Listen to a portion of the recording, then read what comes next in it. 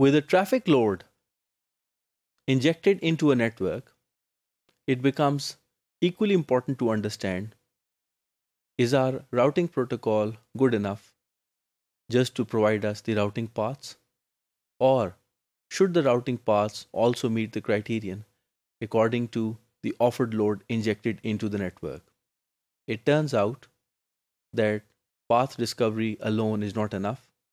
Rather, the paths should be discovered in a way that meet the offered load requirement too.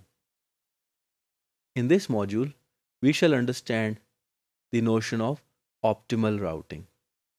Optimal routing is based on the concept of feasible paths, and then on these feasible paths, we perform the optimization problem.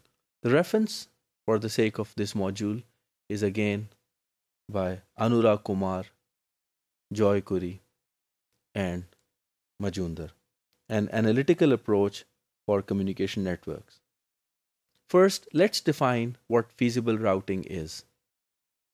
As the name implies, feasibility, or an ability to be affordable, or doable, or sustainable. The sum of all flows on a link should stay below the link capacity. This is an intuitive definition that a route or a path is feasible as long as the individual capacities of all the links on that path are not violated. It is represented by x1, x2 up to xk, the individual link capacities should not be exceeded. Therefore, their individual flows should be below the maximum channel capacity represented by C. From this, we can deduce that if the channel capacity is more than the offered load, so we'd also have some spare channel capacity represented by Z, which is a difference of the maximum channel capacity aggregated over all these links minus the overall channel capacity occupancy or flows. If we have chosen feasible routes, then we can run optimization problem approach to determine the most optimal route.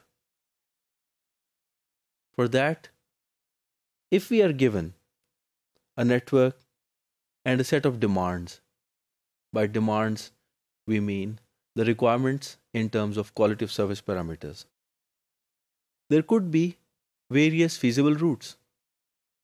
Which feasible route is going to be the optimal route? We have to define an objective function.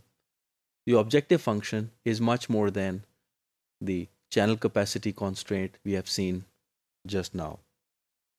And then we choose the route that optimizes or sometimes maximizes or minimizes the objective function.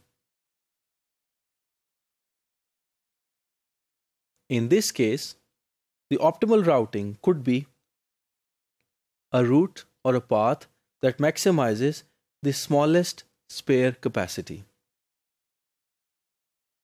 This definition of optimal routing is fair enough because any link in the network should have a spare capacity of at least Z.